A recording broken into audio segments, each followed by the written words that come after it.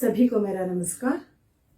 मैं करुणा लक्ष्मी के साई उपन्यास की पठन श्रृंखला के अंतर्गत आज मैं साई उपन्यास के तीसरे भाग का तीसरा दृश्य आपके समक्ष प्रस्तुत करने वाली हूँ।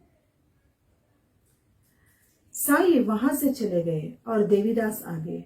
भीड़ ने अब अपना रुख उनकी ओर किया। देवीदास शुरू से ही शिरडी आया करते थे। वे भी आध्यात्मिक आदमी थे। उनका मंत्र था सादा जीवन उच्च विचार। मुंह से हमेशा सद्भावना का उच्चारण और जितनी संभव हो उतनी सेवा, यही उनके व्यक्तित्व का वैशिष्ट्य था। लोग उन्हें पसंद करते थे। वे भी लोगों से अकृत्रिम प्यार करते थे। वे शिरडी का अभिन्न हिस्सा थे। साई के बारे में उन्होंने सुन रखा था। आज उन्होंने पहली बार साई को देखा था। जब साई और उन जवान लड़कों की बातें शुरू हुई तब वे वहीं थोड़ी दूरी पर एक पेड़ के नीचे खड़े थे। वे ध्यान से साई को देख रहे थे। साई का तेजस्वी रूप देखकर वे दंग रह गए। वे सोच रहे थे, भीख मांग कर खाने वाले इस व्यक्ति का चेहरा इतना तेजस्वी भी हो सकता है। पर उत्तर के रूप में साक्षात साई उनके सामने खड़े थे। जिस तरह से यह दिव्य देहधारी है उसके अनुसार यह देव योनि से ही होगा। आध्यात्म में उसकी काफी पहुंच होगी, इस बात का उन्हें पक्का विश्वास हो गया। उन्होंने मन ही मन उनको प्रणाम किया। साई ने जब वो भारी भरकम पत्थर जो सालों से वहीं अटल पड़ा था, जिसे उन्होंने लीला ही लीला में अपने कंधे पर उठा लिया, तो उनको यकीन हो गया कि यह औलिया सामान्य नहीं है। वह महान है, साक्षात सूर्य है। उसकी किरणों का लाभ प्राप्त करने उसके पास जाना ही होगा। देवीदास जी, अभी साई ने एक महान चमत्कार किया, एक लड़के ने कहा। कौन सा? यह भारी पत्थर का गोला उन्होंने सहज ही उठाया। इतना ही नहीं, दाएं हाथ से दाएं कंधे पर और बाएं से बाएं हाथ पर बड़ी सहजता से लिया। यह चमत्कार नहीं? लड़कों, आप जो कह रहे हो वो बिल्कुल ठीक है। यह चमत्कार ही है। सिवाय साई की उम्र भी कितनी है, और वे कसरत भी तो नहीं करते, शक्तिवर्धक भी नहीं खाते। सुना है कि भिक्षा में जो कुछ रूखा सूखा मिल जाता है वही खाते हैं, तब भी शरीर में प्रचंड ताकत है। सांस लेकर उन्होंने कहा, अभी अभी मैंने वहां दूर खड़े होकर उनका चमत्कार देखा था। मैं आपको बताता हूँ, यह अपना इस शिरडी का भाग्य है, इस माटी का पुण्य है, इसलिए यह महान विभूति यहाँ पधारी है।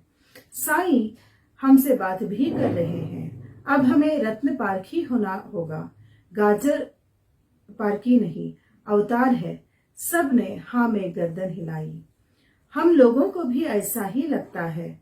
अब आप भी कह रहे हैं तो हमारा विश्वास और भी दृढ़ हो गया। यह हमारा तारनहार है, उद्धार करता है, देवीदास ने कहा। यह बातें हो रही थी कि पीछे से कुलकर्णी वैद्य चुपचाप आकर खड़ा हो गया था। सबकी बातें सुन रहा था।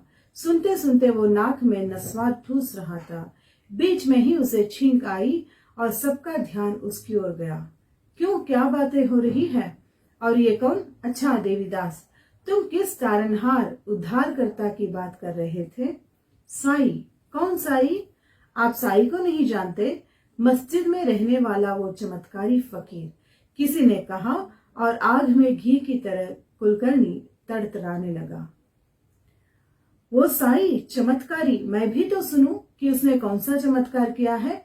पानी में आग लगाई या हवा में चलने लगा है? कौन सा चमत्कार, जरा बताइए। कुलकर्णी मत्सराग्नि से जल रहा था। यह अश्मगोल उसने केल ही केल में उठाया। लड़कों ने एक साथ कहा। धत तेरे की, हो, हंसकर वैद्यराज बोले। यह पत्थर उसने उठाया और तुमने उसे चमत्कारी कहा? राम राम प्रभु, क्या होगा इस अनाड़ी जनता का। समर्थ महाराज सबको बुद्धि दे, ऐसा आपने कहा तो, पर है यह कठिन काम। आपको यह चमत्कार नहीं लगता? बिल्कुल नहीं। कुलकर्णी ने एक और जोरदार छींक निकालकर हाथ उठाकर कहा। उसका शरीर बेंत की लकड़ी की तरह चारों ओर डोल रहा था। हवा से गधे की पूंछ की तरह उसकी चोटी लहरा रही थी। आप उठा सकते हैं? जी जरूर। फिर उठाइए। उठाता हूं, पर क्या? अगर मैं भी चमत्कार दिखाऊंगा तो आपको उस साई को शिरडी से निकाल कर बाहर करना होगा और मेरी पूजा करनी होगी। मंजूर? सभी चुप रह गए थे, कोई नहीं बोल रहा था। विजयोन्माद से हंसते कुलकर्णी ने कहा, अरे ये कैसी बात है, इसे साई उठाए तो चमत्कार और मैं उठाऊं कुछ भी नहीं। कैसे ढोंगे और दोगले लोग हैं आप। बोलो बोलो, शर्त मंजूर है? तत्काल मैं यह पत्थर उठाता हूँ। नहीं, हमें यह शर्त मंजूर नहीं, नीचे सुर करके एक युवक ने कहा। चाहे आप पत्थर ना भी उठाएंगे तो भी कोई बात नहीं, सोच लो, ठहरो। वह जबरदस्त आवाज सुनकर कुलकर्णी ने एकदम से घूमकर कहा, कौन? मैं देवीदास। बोलो, क्या कहना चाहते हो? तुम्हें मंजूर है मेरी शर्त? उस साई का हाथ पकड़कर उसे निकालोगे? बोलो। हाँ कुलकर्णी, मुझे मंजूर है तुम्हारी शर्त। सुनो, यदि तुम यह पत्थर उठाओगे तो मैं साई को लेकर यहाँ से चला जाऊंगा। मैं उठाऊंगा ही। यदि नहीं उठाओगे तो क्या करे बोलो? तो क्या करे बोलो? तो तुम्हें साई का शिष्यत्व स्वीकार करना होगा। मंजूर? हाँ, पर मैं और उसके पैर पकड़ूंगा। वैसे भी मैं उसका तेज नजदीक से देखना चाहता हूँ, पर उसका शिष्यत्व नहीं स्वीकारूंगा। चलो ठीक है, ये भी ठीक है। फिर उस अश्मगोल की ओर इशारा करते हुए देवीदास ने कहा, चलिए आगे बढ़िए, उठाइए वो गोला।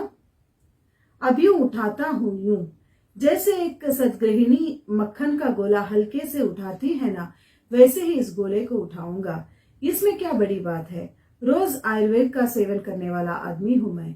शक्तिवर्धक क्या कम खाता हूं? सालों, फिर इसका कब उपयोग होगा? हटो हटो, अब इस वैद्य का चमत्कार देखिए आप सब। और वो पत्थर के पास आया, उस पर से हाथ फेरा। उसका चेहरा गंभीर बना था। फिर उसने कहा, अभी उठाता हूँ।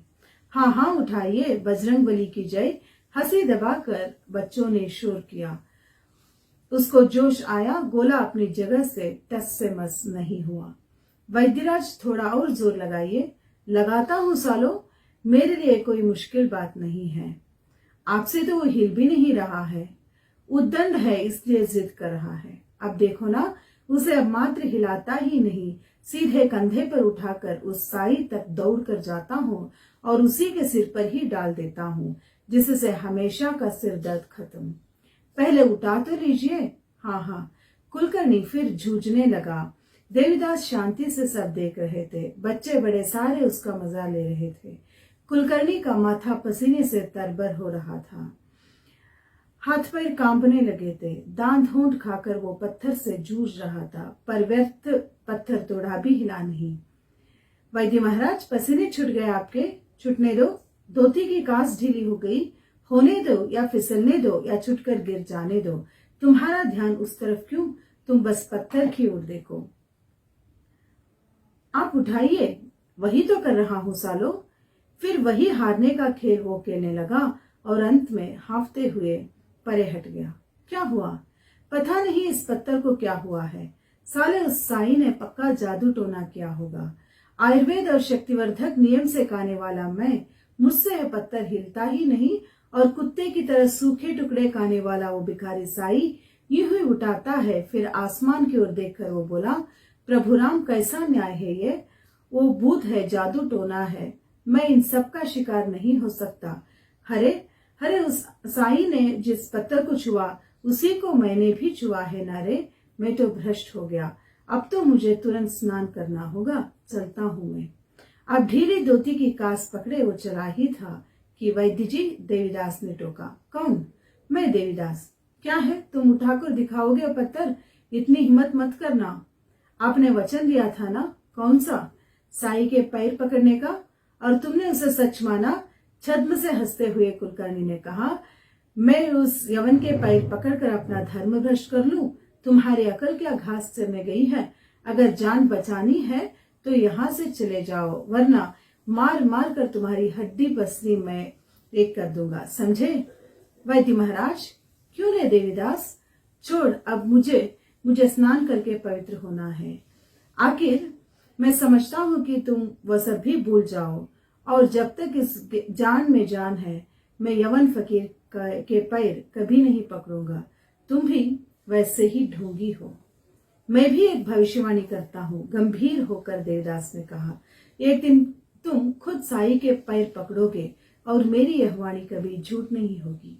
मुखों के नंदनवन में विहार मत करो देवीदास, चाहो तो मेरे पास आओ। मूर्खों के नंदनवन में विहार मत करो देवीदास, चाहो तो मेरे पास आओ। उससे तो मौत ही भली। ठीक है, देखेंगे। मैं जिंदा हूँ और कार्यरत भी। बस यह कब्र उस फकीर को जरूर देना। और वैद्य जी वहां से दौड़ते हुए चले गए। उसका भागना देखकर लोगों की हंसी रुके नहीं रुकी। देवीदास भी खुश होकर जिस दिशा में साई गए, उस दिशा में अपने कदम बढ़ाने लगे। धन्यवाद।